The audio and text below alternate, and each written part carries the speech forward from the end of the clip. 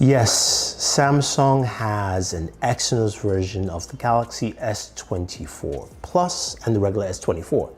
And you're wondering, why am I cursed this year for having the Exynos version in my region? Well, we're going to talk about the Exynos version, if it's actually up to snuff or as Samsung made a mistake again this year. Hey guys, Thunder E here, and welcome to another battle video on the channel. Today we're going to be comparing the S24 Plus, both the Exynos version, against the Snapdragon 8 Gen 3 to find out if the Exynos version actually has caught up to what Snapdragon's been doing the last couple of years. So let's just put it this way. Samsung has, in other regions outside the US, the S24 Plus and the S24 are running Exynos 2400. That is the chipset in every other region other than the US. The Ultra still remains at the Snapdragon, of course, 8 Gen 3. So what's the difference with the Exynos 2400? Is it the same? Is it something else? Or does it actually match what we have here? Now, I just want to point out that the devices are the same. Samsung has the same hardware in terms of the display for both devices, the fingerprint sensor, as well as also just the camera and build. It's just the chip that is different. So to differentiate it here, I do have the orange Exynos version of the S24 Plus with Sukuna as the wallpaper. And then we have Gojo on the cream version here with the Snapdragon 8 Gen 3.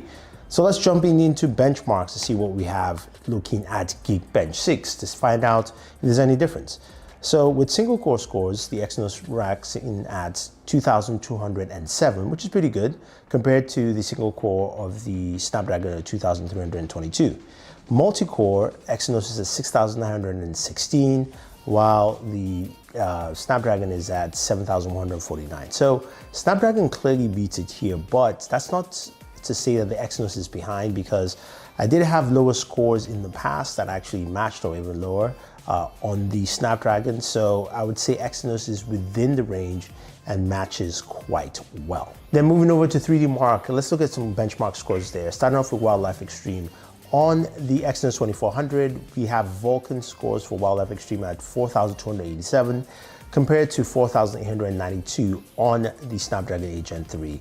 And then looking at Solar Bay, we have an Exynos 8,725 and a pretty close but slightly higher Snapdragon at 8,852. Again, similar scores with, of course, the Snapdragon slightly, just edging ahead. So what does that tell us for benchmarks? It means that Exynos has really bumped up its benchmarks and it's within the range of what Snapdragon actually has to offer. Sometimes you would get slightly lesser scores or higher, but I feel like in terms of benchmark scores, they're pretty much close together. I don't know. What do you guys think? Now at this point, let's go ahead and jump into the games that we expect to see. We're playing 4 games here, running some benchmarks on them. Start off with Call of Duty Mobile. Very simple one. We can play both games at the settings of course, ultra medium settings, which should give us 120 frames per second, at least standard.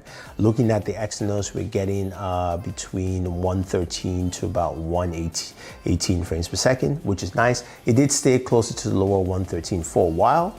And 114, but again, it's way above 100 frames per second, so it's solid, but just noticing some of that differentiation there. Now with the Snapdragon here, again playing at ultra medium settings, we're able to get between 115 to 118. It did dip down certain points in time, but it always try to go back to even closer to 120. Again, slight variance with the Snapdragon slightly ahead, but nothing to say that it is fully better than what the Exynos brings to the table. Now our next game, PUBG Mobile, for both devices, we can play them at 90 frames per second, which is good to see. And while playing both games, we saw the frame rates roughly around 88, 89 frames per second for both devices.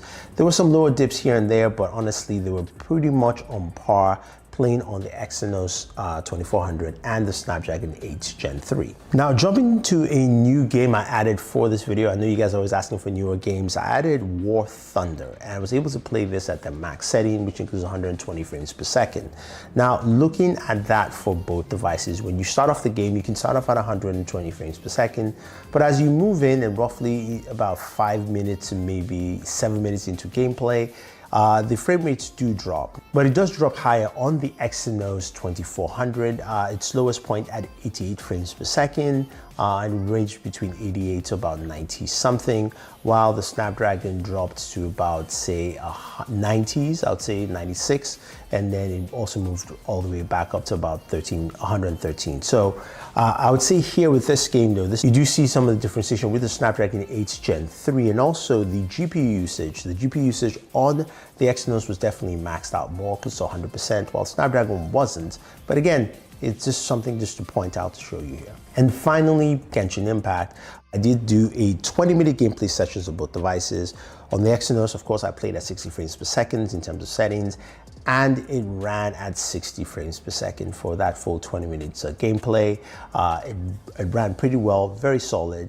And then moving over to the Snapdragon 8 Gen 3 version of the Galaxy S24 Plus, it also ran at 60 frames per second, so that was pretty cool. Now, when we looked at temperatures, starting from War Thunder, or moving all the way to Genshin Impact, we got about temperatures of about 41 to 42 degrees, which is about 105 to 107 degrees Fahrenheit.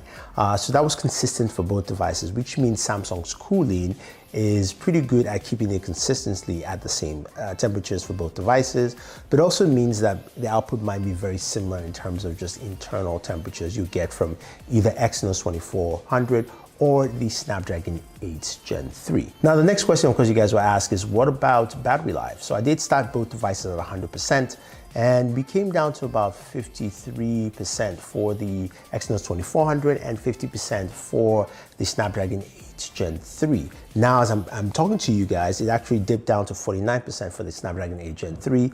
Exynos is still at 5300, while both of the devices have pretty much the same task, nothing running other than the benchmarks I did. Now, this was within a 2-hour, 30-minute period of gameplay, and also benchmarking as well. So take that as you will. I would say Exynos is slightly better, but in terms of battery life, I think they're almost similar in terms of performance. So what does this mean for us here? Honestly, this is pretty good for Exynos and probably pretty good for Samsung, in the sense that the Exynos 2400 performed very similar to the Snapdragon 8 Gen 3 in this test here. Performance was pretty good in terms of the games and game optimizations for at least the games people like to play, whether it's Call of Duty Mobile, PUBG Mobile, Genshin Impact, even something like War Thunder.